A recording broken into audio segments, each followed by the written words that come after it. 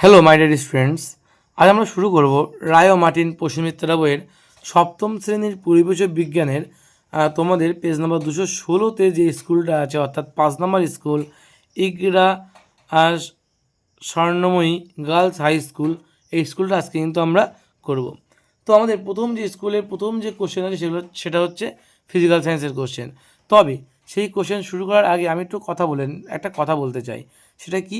সেটা হচ্ছে তোমাদের এই যে প্রত্যেকটা স্কুলের আমি যেই সপ্তম শ্রেণীর পরিবেশ ও বিজ্ঞানের যে একটা প্রতিটা স্কুল আমি সলভ করে দিচ্ছি, আর প্রত্যেকটা স্কুলে আমি একটা প্লে লিস্ট তৈরি করে দিয়েছি তোমাদের জন্য। তোমরা চাইলে সেই প্লে লিস্টটাই কিন্তু নিজেদের ফোনে সেভ করে রাখতে পারো। তাহলে এখন পর্যন্ত প্লে লিস্টটা কোথায় পাবে? তোমরা এই প্লে লিস্টটা তোমরা পেয়ে যাবে তোমাদের যে ভিডিওটা তোমরা দেখছো, এই ভিডিওর ডিসক্রিপশানে একটা লিঙ্ক দেওয়া আছে। সেই লিঙ্ক থেকে তোমরা কিন্তু প্লে লিস্টটা নিজেদের ফোনে সেভ করে রাখতে পারো, এবং সেখানে তোমাদের এই 12টা স্কুল তোমাদের সিলেবাসে মানে পশ্চিমিত্রা বইতে আছে 12টা স্কুল। সেই 12টা স্কুল কিন্তু পর কিন্তু আমি সব কটা করে দিয়েছি। ঠিক আছে, তোমরা সেগুলো সবগুলো ওখানে পেয়ে যাবে। ঠিক আছে, আশা করি বুঝতে পেরেছো।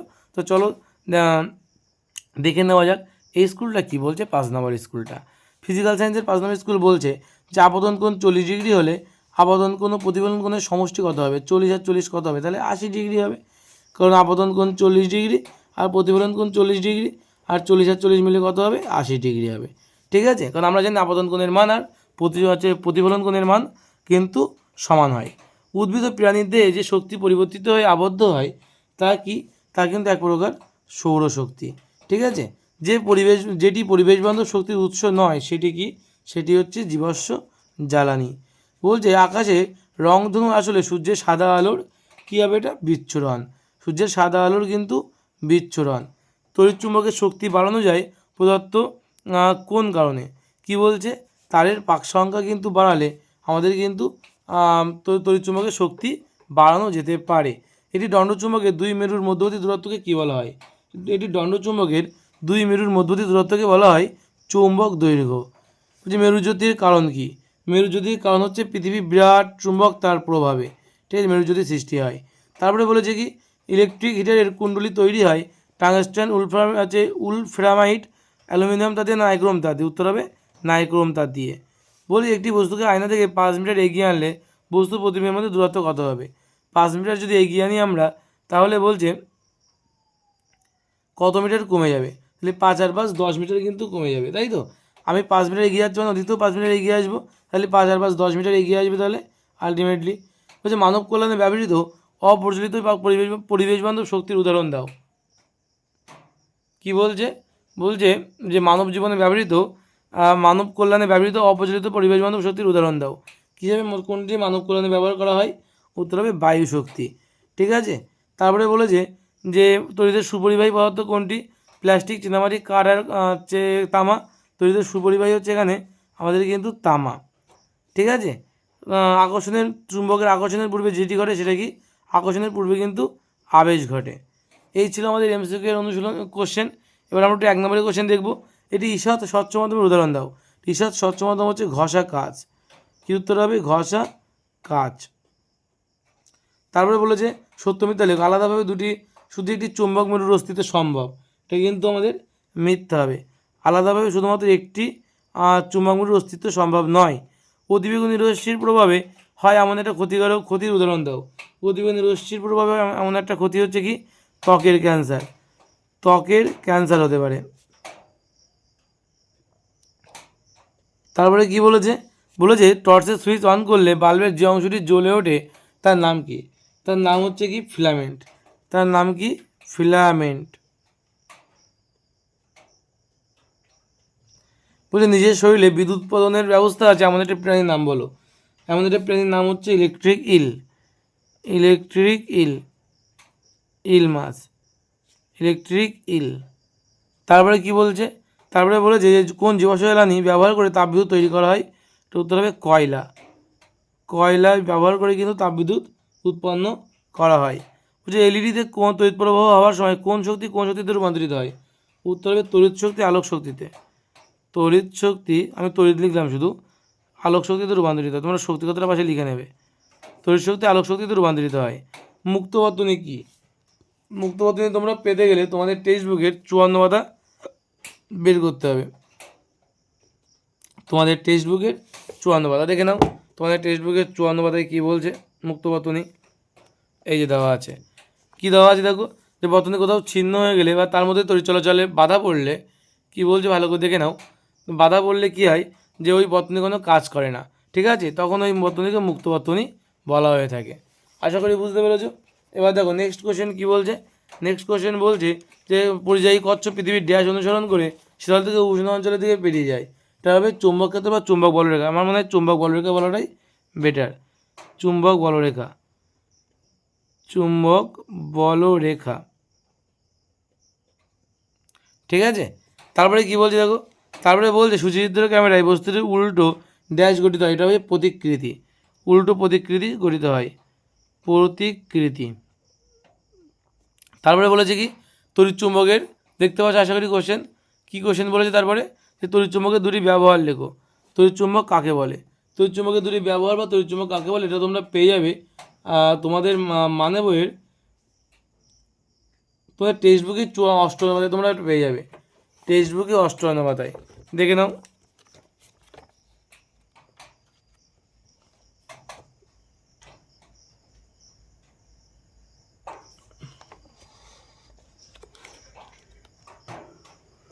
তড়িৎ চুম্বকের দুটি ব্যবহার দেখে নাও, কি কোথায় কোথায় তড়িৎ চুম্বক ব্যবহার করা হয়। ইলেকট্রিক কলিং বেলে, লাউড স্পিকারে তড়িৎ চুম্বক ব্যবহার করা হয়। তারপর বলেছে ইলেকট্রিক ক্রেনে, তারপরে বলেছে মোটর গাড়িতে, তারপর টেলিফোনে তড়িৎ চুম্বক ব্যবহার করা হয়। আর নেক্সট কোশ্চেন কী বলেছে দেখো, এটা তোমরা এটা পেয়ে যাচ্ছ তোমাদের টেক্সট বুকের 58 পাতায়, ঠিক আছে। আর তড়িৎ চুম্বক কাকে বলে এটা তোমরা পেয়ে যাবে তোমাদের টেক্সট বুকের 80 পাতায়। তোমাদের টেক্সট বুকের 80 পাতা বের করো, সেই 80 পাতায় তোমরা পেয়ে যাবে যে তড়িৎ চুম্বক কাকে বলে, ঠিক আছে। তড়িৎ চুম্বক কাকে বলে তোমরা কিন্তু এখানে পেয়ে যাবে। রায়মার্টিনের বই 80 পাতায় বোধ হয়।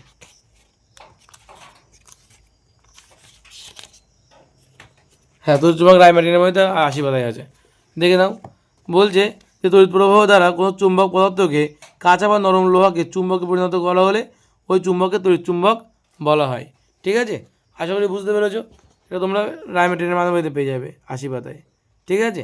বলছে প্রতিসরাঙ্ককে আলোকীয় ঘনত্ব বলা যায় কি, উত্তর এটা তোমরা পেয়ে যাবে 49 পাতায় তোমাদের রায়মার্টিনের মানবইতে 49 পাতায় তোমরা এটা কিন্তু বাড়িতে পেয়ে যাবে।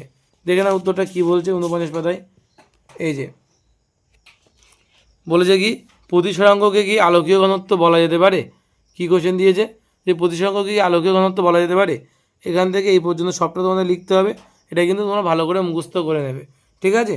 এবং যাদের বই নেই তারা একটু স্ক্রিনশট মেরে নেবে অবশ্যই, ঠিক আছে।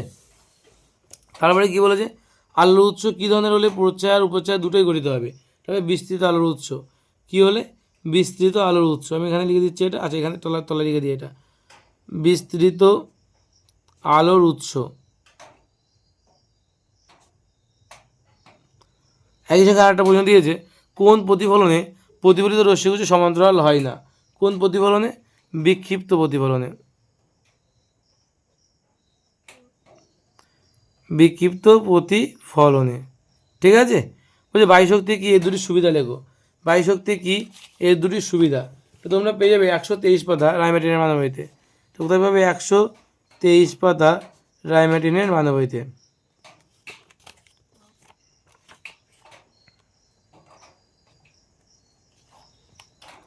কী প্রয়োজন দিয়েছে যে বায়ুশক্তি কী, এই বায়ুশক্তি কী এটা পেতে গেলে তোমাদের দেখতে হবে এই জায়গাটায়, এই যে বায়ুশক্তি হলো একটি পরিবেশ বান্ধব শক্তি, ঠিক আছে। বায়ু প্রবাহকে কাজে লাগিয়ে বিদ্যুৎ তৈরি করা হয়, সাধারণত সমুদ্র তীরবর্তী অঞ্চলে যেখানে জোরে বায়ু প্রবাহ হয় সেখানে বায়ুকল বসানো হয়, ঠিক আছে।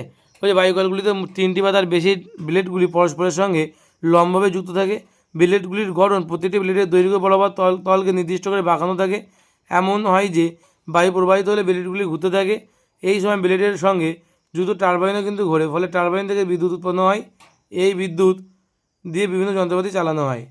তারপরে বলেছে কি যে বায়ু প্রবাহের আছে সুবিধাগুলো কী কী আছে, তাই তো বলেছে এই শক্তির সুবিধাগুলো কী কী, অর্থাৎ বায়ু শক্তির সুবিধা দেখে নাও। এখানে অনেকগুলো সুবিধা দেওয়া আছে, 6খানা পয়েন্ট আছে, এটা তোমরা ভালো করে বাড়িতে দেখে নেবে, ঠিক আছে। ওটা পেয়ে যাবে 124 পাতায় পরের পার্টটা রায়মার্টিনের মানবইতে।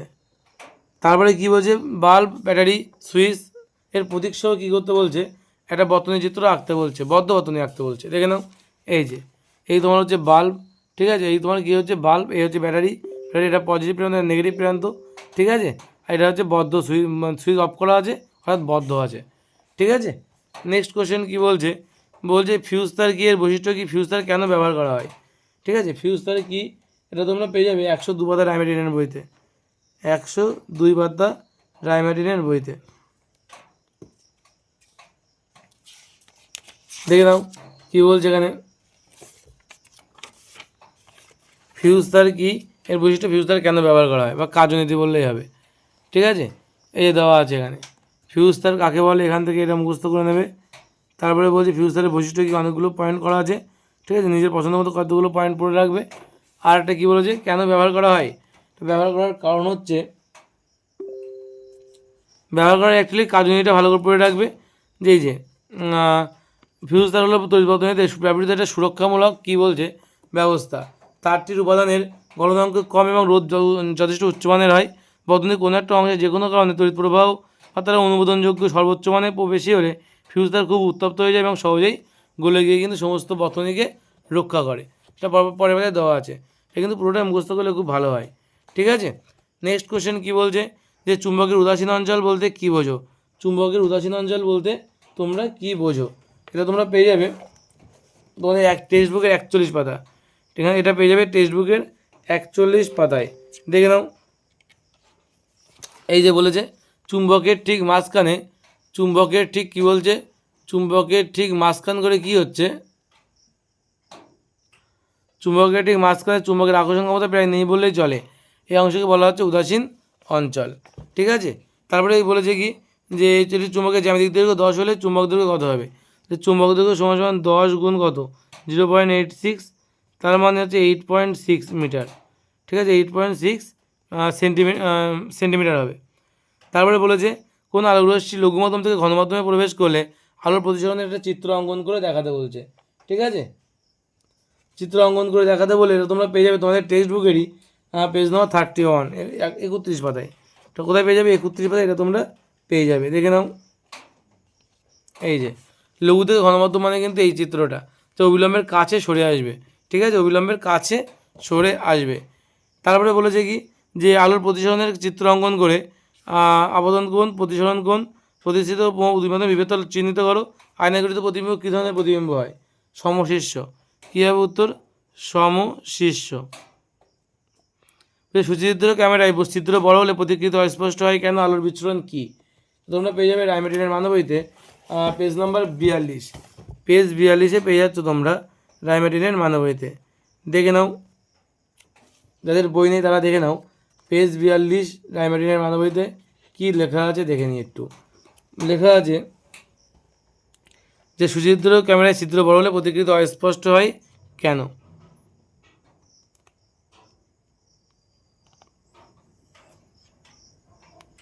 এই যে বলে সুচিত্র ক্যামেরায় চিত্রটির আকার বৃদ্ধি পেলে, ঠিক আছে, দেখো লেখা আছে প্রথম দু লাইনে, বৃদ্ধি পেলে পর্দার উপরে বস্তুর প্রতিকৃতি অস্পষ্ট হয়ে যাবে, কারণ বড় চিত্রটিকে অনেকগুলি ছোটো ছোটো ছিদ্রের সমষ্টি হিসেবে ধরে নেওয়া হয়, ফলে প্রতিটি ছোটো ছোটো ছিদ্রের দ্বারা পর্দায় একটি করে দু বস্তুর প্রতিকৃতি গঠিত হবে। কাছাকাছি অনেকগুলি প্রতিকৃতি গঠিত হওয়ার তারা আর একে অপরের ওপর আপতিত হয়, ফলে সম্পূর্ণ প্রতিকৃতিটি অস্পষ্ট হয়ে যাবে, ঠিক আছে। তারপর দেখো কী বলেছে, আলোর বিচ্ছুরণ কাকে বলে, আলোর বিচ্ছুরণ তোমরা তোমাদের মানবইতেই পেয়ে যাবে 52 পাতায়। আলোর বিচ্ছুরণ কাকে বলে দেখে নাও, এই যে আলোর বিচ্ছুরণ তখন নিচের দিকে দেওয়া আছে, কাকে বলে দেখে নাও, এই যে এখান থেকে অবধি বলে দেবে আলোর বিচ্ছুরণের সংজ্ঞা, ঠিক আছে। তারপরে কোশ্চেন কী বলেছে দেখো, তারপরে লাইফ সায়েন্স আছে, আর লাইফ সায়েন্সের কোশ্চেনগুলো খুব গুরুত্বপূর্ণ। কী বলছে, স্কুলের টার্ম দেখতে পাওয়া যায় কোথায়, তবে ভুট্টা বীজে, শ্বাসমূল দেখা যায় এটা হচ্ছে সুন্দরী গাছে, ঠিক আছে। তারপরে কোশ্চেন কী বলছে দেখে নাও, তারপরে বলছে যে প্রক্রিয়ায় পরিবেশে ফুলের গন্ধ ধূপকাঠি জ্বললে তার সারা ঘর ছড়িয়ে পড়ে তা হলো ব্যাপন প্রক্রিয়া। উদ্ভিদে মাটির সঙ্গে শক্ত করে আটকে রাখে কি, উদ্ভিদকে মাটির সঙ্গে শক্ত করে আটকে রাখে তোমাদের কিন্তু এটা স্থায়ী অঞ্চল। কী হবে, এটা স্থায়ী অঞ্চল হবে। হচ্ছে নর্দমা কোন বিষাক্ত গ্যাস থাকে, H2S হাইড্রোজেন সালফাইড গ্যাস থাকে। তারপরে বলেছে যে ফুলের একটু অত্যাবশ্যকীয় স্থাপকের নাম লেখো, ফুলের একটা অত্যাবশ্যকীয় স্থাবক হচ্ছে পুংস্থাবক বা স্ত্রীস্থাবক। কী বলবো আমরা? পুংস্থাবক। পরাগমূলনের একটি সমস্যা কী? পরাগমূলনের অনেকগুলো সমস্যার কথা আমরা বলেছিলাম, ঠিক আছে। তার মধ্যে একটা সমস্যা হচ্ছে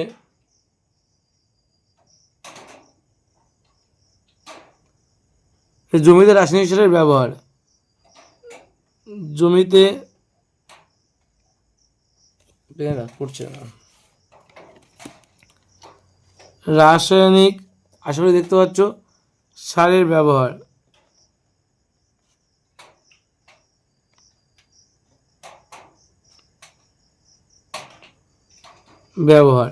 তারপরে বলেছে কি? বলেছে বীজের ভ্রূণের কোন অংশ থেকে চারা গাছের কাণ্ড জন্মায়? বীজের ভ্রূণের ভ্রূণমুকুল।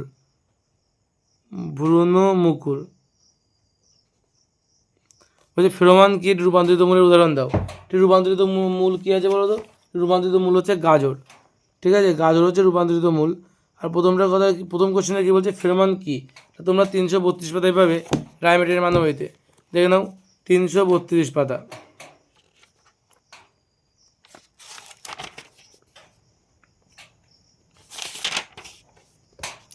এই যে ফেরোমন কী, ফেরোমনটা এখানে দেখো দেওয়া আছে যে প্রাণীর দেহ নিঃসৃত যে রাসায়নিক উদ্বায়ী পদার্থ বাতাসে মিশে যায় এবং নিজের প্রজাতির প্রাণীদের মধ্যে সংযোগ স্থাপনে সাহায্য করে, তাকে বলা হয় ফেরোমন, ঠিক আছে। তাকে কী বলা হচ্ছে? ফেরোমন বলা হচ্ছে। তারপর নেক্সট কোশ্চেন কী বলছে দেখো। নেক্সট কোশ্চেন একই সঙ্গে বলছে কি যে ফেরোমন কী, এটা তো বললাম। বলছে এটি রূপান্তরিত মূলের উদাহরণ তো বললাম। জীবকস্তন আর্গন কোন প্রাণীতে দেখা যায়? এটা হচ্ছে জীবকস্তন আর্গন দেখা যায় সাপের দেহে, সাপ। বলছে এর কাজ কী? জীবকস্তন আর্গনের কাজ হচ্ছে, এখানে এরা দেওয়া আছে সাপ কেন বারবার জীব বের করে? যে সাপ মুখের ভিতরে জীব বার করলে বাতাসে ভেসে থাকা বিভিন্ন উদ্বায়ী যৌগের অণুগুলি আটকে যায়। সাপ জীবটি মুখে ঢুকিয়ে নিলে তার উদে ঠেকায় এবং সেই ঘ্রাণজনক জিগপস্থান অঙ্গের মাধ্যমে সারা পিঠের মস্তিষ্কে প্রেরিত হয়, ঠিক আছে। আশা করি বুঝতে পেরেছ। এটা পুরোটা কিন্তু লিখতে হবে। নেক্সট কোশ্চেন কী বলছে? ব্যাপন আর অভিশ্রবণের মধ্যে দুটি পার্থক্য। তো তোমরা পেয়ে যাবে 342 পাতা। 342 পাতা রায়মার্টিনের মানবইতে। 342, দেখে নাও উত্তরটা। এই যে দেওয়া আছে ব্যাপন আর অভিশ্রবণের মধ্যে পার্থক্য অনেকগুলো দেওয়া আছে, এটা মুখস্থ করে ফেলো। এটা হচ্ছে ব্যাপন এবং অভিশ্রবণ এই ভাষায়, ঠিক আছে। তারপরে কি বলছে? তারপরে বলছে যে সবরজ আর ইথার প্রযোগের মধ্যে পার্থক্য। তো তোমরা পাবে পেজ 210 পাতায়। 210 পাতায় রায়মার্টিনের মানবইতে 210।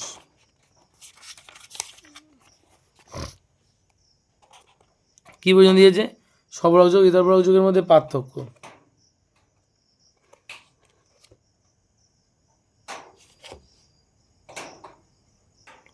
সবরযোগ ইথার প্রযোগের পার্থক্য লেখো বলেছে।